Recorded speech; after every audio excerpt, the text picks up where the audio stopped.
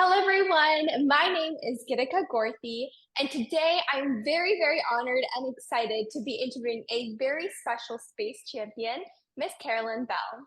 Miss Belle is the founder and strategy consultant at Aurica Space Strategy Consulting, advising startups, established companies, and civil agencies on strategic direction, storytelling, market dynamics, and partnership development. She is also an organizer for the Colorado Women in Space Exploration, where she helps foster a community among women in traditionally male-dominated fields such as the aerospace sector. Previously, Ms. Belle was a senior director for advanced systems at Astroscale, where she led strategy, partnership development, market analysis, and business development for the space sustainability startup, driving $26+ million in revenue. I heard Miss Bell speak at the Luxembourg in Space event, and I was truly inspired by her words, her journey, and the current work that she's doing in the field. So I'm very excited to be able to talk with Miss Bell today about her journey into the aerospace sector, as well as the current work that she's conducting. So welcome, Miss Bell. Thank you so much for taking your time to inspire the next generation of aerospace leaders. Thank you. Happy to be here. Yeah, to start off and to learn a little bit about your work, I know how hard it is to start something from completely scratch or to start a new initiative or a venture. And so I have to start off by asking, could you share more about your story and inspiration behind founding Aurica Space Strategy Consulting, as well as your current work with it and future vision? Absolutely. So I started Aurica Space because I've worked over the span of my career with many different startups in different segments of the space industry and seeing a lot of the different challenges that they were facing and wanting to help them ultimately be more successful.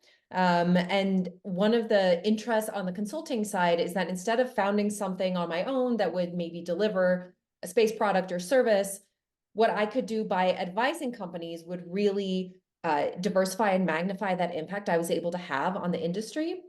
And I was seeing a lot of them come up against this challenge of thinking critically about what their path forward was going to be. So they would have a product or a service that they were really passionate about, but being able to take that focus and figure out a multi-year strategy for how to build that out. What are the different layers that they needed to look at?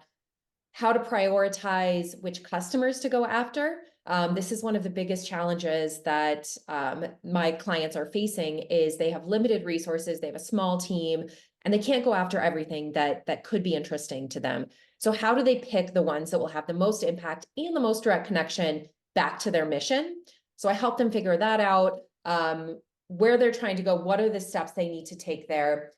And then the other piece of it that I'm also very interested in, I think it's interesting work and also has a big impact, is how companies share their story.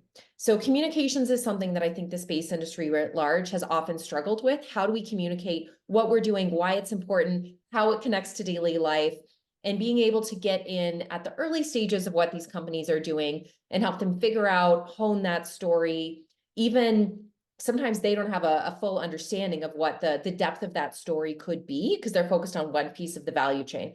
But how do I get in and help them identify, okay, we can make an impact here, which then downstream has A, B, C, Z impacts on other people is really interesting. And so that's important both for the customer side as well as for the investor side, because getting investment in and getting quality investors who are really interested in being a partner with them on their mission is so valuable, especially in these days where it can be difficult to get funding. How do you really crisp up that story? So that's why I founded Aurica, and the types of companies I'm working with are just doing like really cool things in the space industry. They're all fairly small companies, earlier stage, and finding themselves, finding how they can have an impact. And it's been really fun so far. That's amazing. And I just have so many questions that come up related to this field because you work with so many diverse companies in different aspects of the space sector. But to start off, another question that came up, in my mind was a lot of these companies are space focused. However, there are so many terrestrial applications. And so when you're helping companies come up with this storytelling aspect and trying to get these investments and funding, do you see that companies generally get more funding when they tailor their story around terrestrial applications, or do you think space companies can be solely space focused?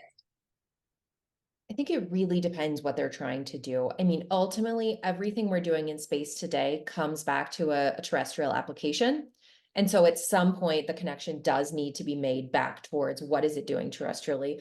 But the extent to which that's a highlight that's made in the story really depends on where they are in the value chain. For instance, companies that are in the launch industry need to make a more direct connection to the satellite operators that they're going to reach. But then, of course, the customer and the reason d'etre for those satellite operators is something that's on the Earth.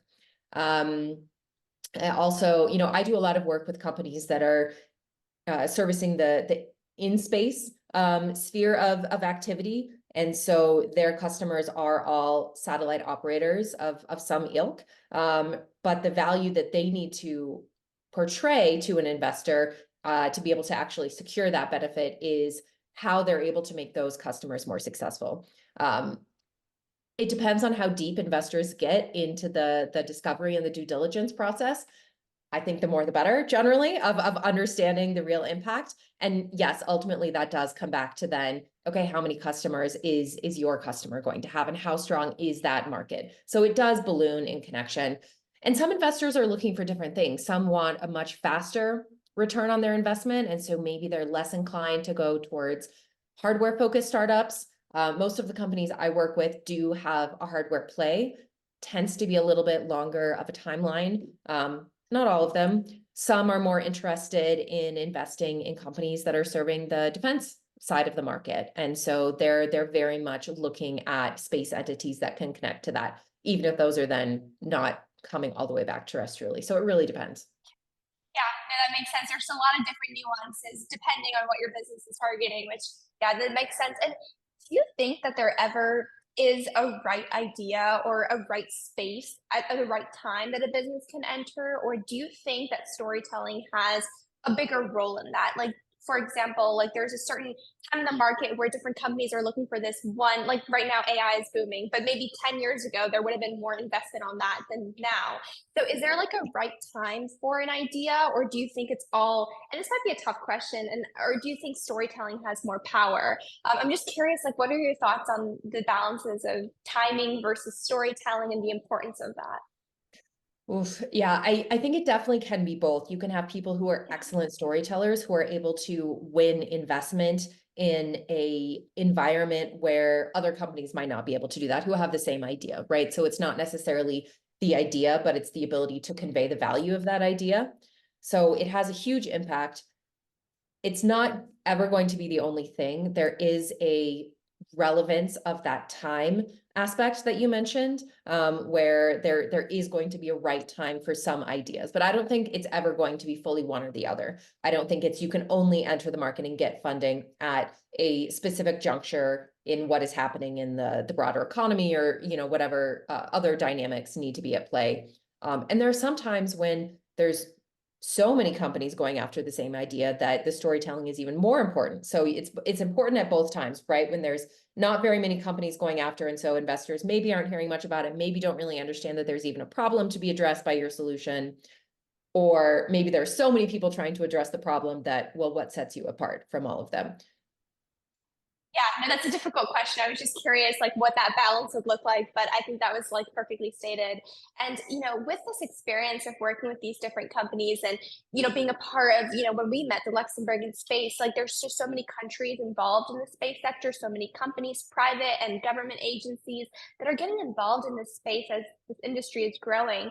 And so, from your perspective or opinion, working with these different areas, where do you see space entrepreneurs who are interested in this innovation side? Where do you think, from your perspective, they should invest their time? And is there a specific area in space innovation you think we should be focused on, whether it be trying to develop space manufacturing related innovations or technology, or related to launch purposes? Like, do you think that there is a specific field current young space entrepreneurs should be focusing their time and energy on innovating for? Like, do you think there's a specific field that's going to start booming and we're in need of innovators at a specific sector in the space industry?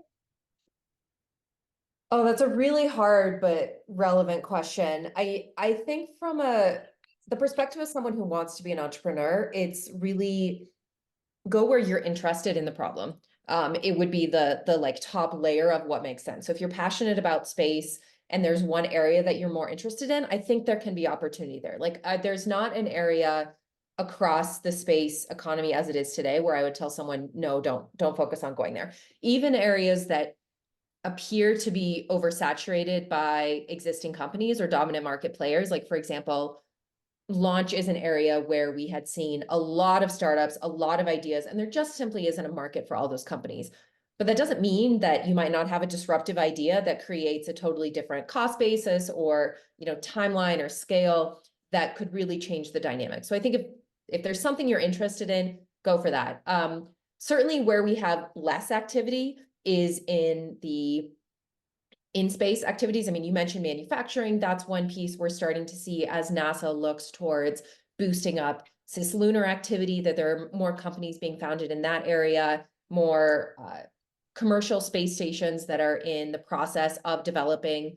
So I think that is going to be a big area of development moving forward, of servicing that in-space economy.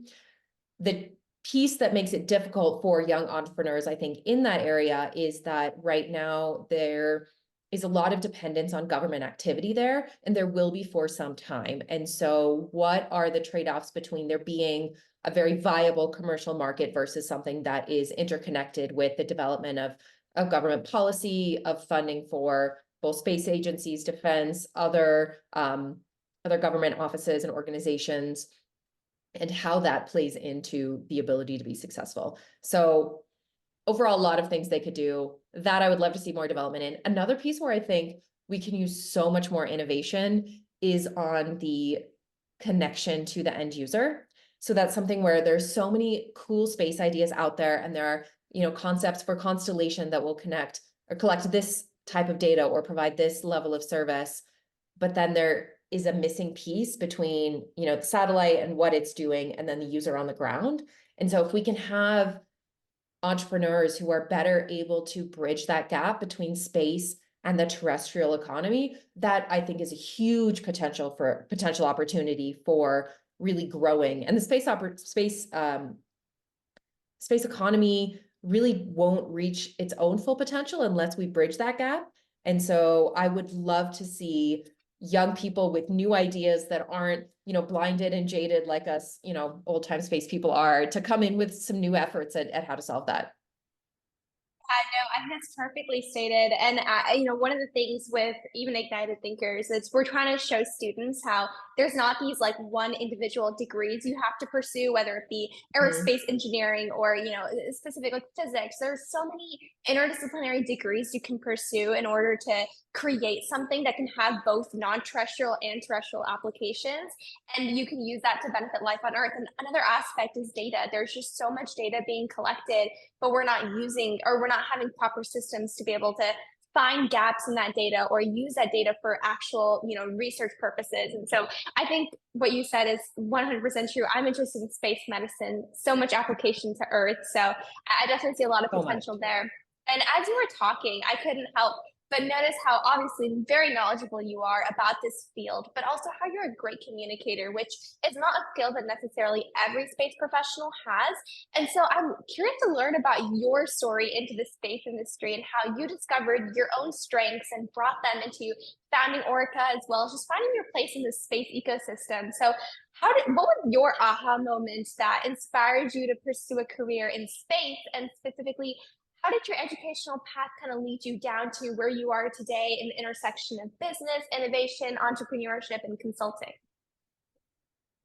Well, it definitely was not intentional, I will say. So I have a degree in biochemistry, so that was my original background. And I didn't even realize that space was something that I could do as a career until I was in university. And I grew up in Colorado, and we are one of the most significant states with space activity. And so it's really Yeah. surprising that that wasn't something that was prevalent in my education up until then.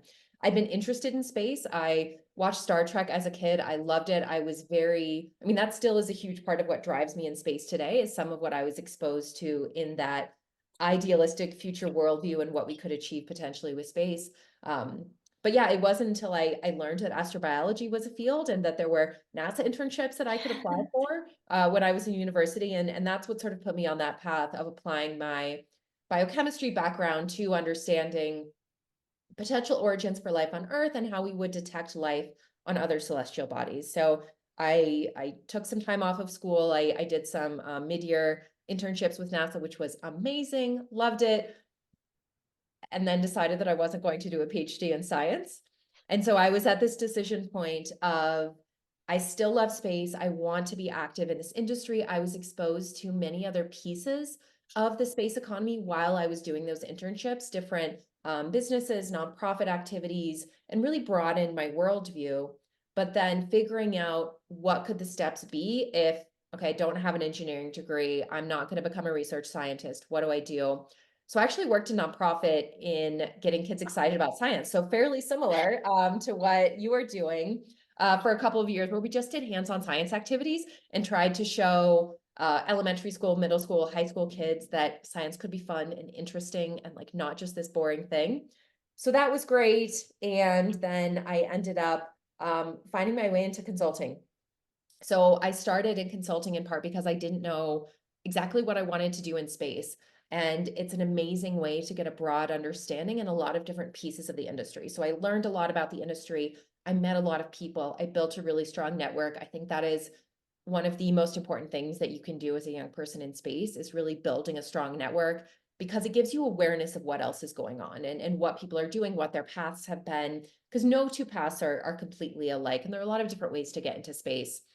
So sort of went from there. I went from consulting to working in ground segment, which I honestly never thought antennas were that cool before. I was like much more interested in things in space.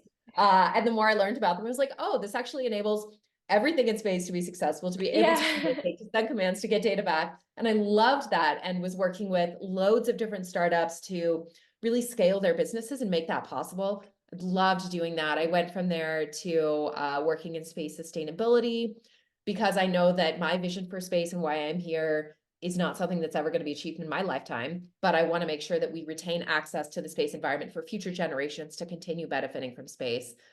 So I love doing that. And now sort of back to where we started our conversation of what I'm doing with trying to help startups in my role at Aurica. Wow, that's really inspiring. I mean, I can connect with so many of the pieces, and I'm sure many students who are listening, or even adults, can relate with what you just said. Because I mentioned to you before we started talking, like I watched Star Wars and Star Trek and was very excited about space, but I thought becoming an astronaut was like, you have to be as smart as Albert Einstein, or it was just a career that I didn't think I could really realistically pursue. And then without that middle school rocketry club that, opened my eyes to, building rockets and being a rocket scientist, and coming into high school with a simple Google search of combining two words, I love space and medicine. I didn't even know space medicine was your real career. And so just kind of seeing that parallel with your own story. But then also what was really amazing about what you said was, just because you did a degree in biochemistry didn't mean you restricted yourself into that bubble of, oh, I have to do biochemistry related research at NASA or another company. You didn't, restrict yourself to do academia, which I think is very inspiring, because a lot of times we're put into these career boxes based off your degree. It's like, oh, you do this, you study this, you pursue this career. But Mhm. I love the way how you were like, okay, this is what's intriguing me, and I'm going to go down this path. And so I think a lot more students, even myself, like should be more open-minded to not just using their degree to pursue a certain career, but even being flexible and open and creating your own little jobs that you'd like to pursue based off your interests is really important. I mean, there's no degree that forces you into those career boxes. You can pick what you want to do in the future. Absolutely. And I think another piece of it is that, degrees, we do learn a lot of tangible facts and processes and skills while we're doing that. But I think the more valuable piece of degrees is how you learn how to think and problem solve and work in a team. And all of that is relevant to loads of different careers or subsegments within a given career. And I think, honestly, some of the best people that I've worked with have, studied something, sure, but are maybe working in something totally different, and they just bring a different perspective and a different way of solving those problems. If you have a bunch of people in a room who all have the same background trying to solve the same problem, you're not going to get that many ideas. Where if you have someone who maybe has a degree in art and is coming to solve a problem, they'll have a totally different way of solving it, which could make a much better product. So I love having people from different backgrounds. Yeah, and another really important aspect you mentioned was networking. I knew zero people coming into this space, but like platforms like LinkedIn or going to conferences that you can attend for free and try and network with people and developing that community has enabled me to do everything I'm able to do. But even what you mentioned has enabled you to form this community and learn from people from all sorts of backgrounds. So, from your experience, how do you, I feel like a lot of students are nervous to network or don't know how to get their foot in the door. And so, from your experiences, how would you suggest students build that network and maintain those relations to bring into their professional careers? It's difficult, and especially depending on how comfortable people are talking to strangers, it can be really difficult. I mean, still for me, sometimes walking into a room with people I don't know, it's not easy. Especially the space industry is very small. A lot of people know each other, but that means that we tend to clump Yeah. together in conversations, and it's really hard to break into them, especially when you're young. I think there are a few different things that students can do. One is looking, on LinkedIn or at the career center of their university, who has graduated from there that's maybe working in space, not necessarily who's been there during your tenure at the university, but who are alumni that you can reach out to. And honestly, a lot of them are probably very open to talking to you. If you just say, hey, I'm interested in going into space. I see that you work at like X, Y, and Z company or are doing this activity. I'd love to just learn more. Would you have time to chat? I think that's one way to start networking. And then based on how that goes, maybe they'll choose to introduce you to someone else. Another thing, going to conferences. And there are big conferences. I would say go to the smaller ones because the smaller ones are much more intimate. People are much more, I think, interested in having those small conversations. They're not running between a bunch of different meetings. That can be Yeah. really hard to network with someone if you catch them when they're 5 minutes away from a meeting. It's not that they don't want to talk to you, they just, have another priority, right? So small conferences are great. I went to a number of those early in my career. And as a student, you can volunteer and often get then free admission to a lot of the events. And so especially if it can be local to where you're at school or where you're from, and you don't have the travel expense, that volunteering is a great way to do it and great way to meet people. The other piece of that is that you meet your peers. So there is a CEO of a company here in Colorado that I met when we were volunteering at a conference when we were both in university. And now we're both still in the industry. We do work together now. So your peers are also valuable networking targets, and so supportive as you grow up in the industry. I think peer networking is one of the best things you can do as well. Some of my best friends come from space. And then the last piece is joining nonprofit organizations. I think that can be another really helpful way to do it. So, for example, during my 2 years when I was doing the science outreach nonprofit, it wasn't specifically space. Some of what we did was space related, but I also joined Yuri's Night and was on the executive team of Yuri's Night so that I would have a connection into space. And because that was an international organization, I was able to form a lot of connections that way, go to events, meet different people, and still stay involved. So there are a number of different groups that you can join that are doing that I think is helpful. And I'm sure there are loads of other ideas out there, but there are tons of things Yeah. that you can. And that's wonderful advice, especially what you mentioned about peer networking. I think that's something that's not as seen as valuable, but as you mentioned, some of your peers now are still in the space industry doing incredible things, and both of you are uplifting each other. So definitely, I mean, I will definitely take that advice to heart, and I'm sure everyone who's listening will as well. And in this journey, did you have any obstacles, whether it be pursuing starting Orca or just navigating your career path? I think a lot of times, you look at your role models, LinkedIn, or their resume, and you're like, oh, they achieved all of this. They're just so amazing. But I'm sure there's a story behind, how you got there. And so, did you have any obstacles in your journey? And if so, how were you able to overcome them? Yeah, I mean, I think most people probably have obstacles. We don't always put them on display, but everyone does.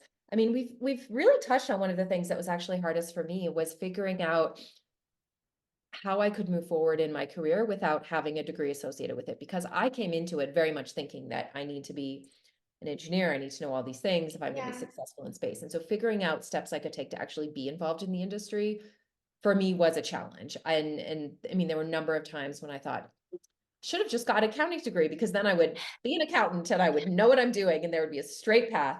And in space, there really isn't that straight path. I mean, for some engineering disciplines, there can be, but generally there's not. And so you have to forge your own, which is at the same time really exciting and opens up a lot of freedom for you to do what you want, but also really intimidating because maybe you don't know what you want and you don't know how to figure that out.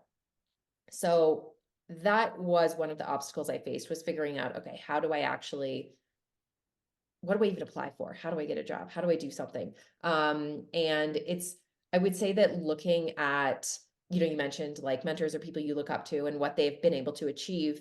Oftentimes you look at that with a layer of separation and it seems very straightforward. Oh, they knew exactly what they were doing. It was really strategic. Um, yeah, most of the time it's not. Most of the time it's happenstance. It's who you run into. It's who you decide, oh yeah, I guess I'm excited about what you're doing. I didn't know that I was excited about it, but I am. And so really being open to receiving whatever might come about is helpful. One of the other things that we face is as like being not in the dominant group of an industry. So like aerospace is super male dominated. Very American is the other thing. Like it is a global industry, but it is often very segmented into each of our regions.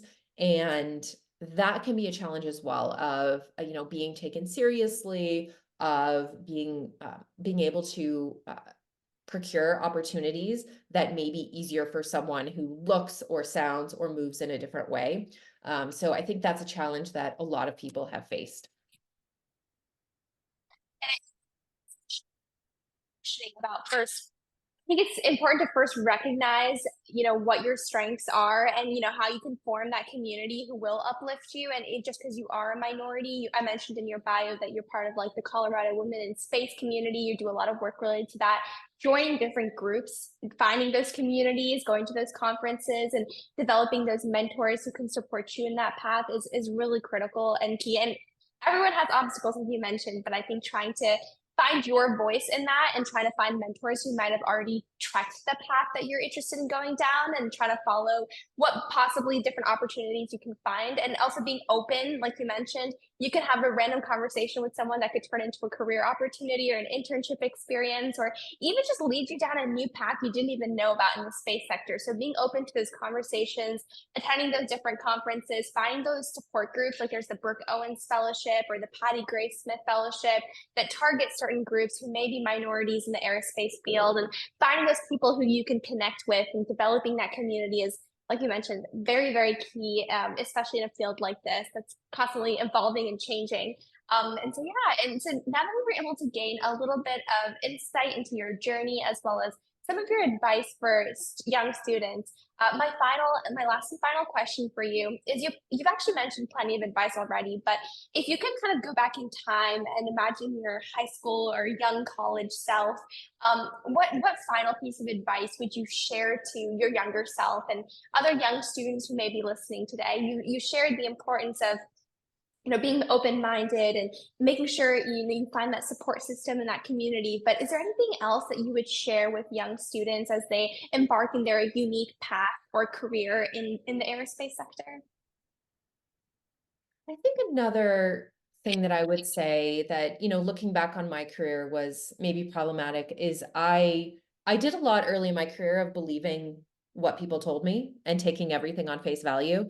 And if I were to do it again, I would try not to do as much of that. And I think it's really difficult because when you're young, you think, oh, someone who's established in the industry must know better than I do of what will happen if I choose this path or that path.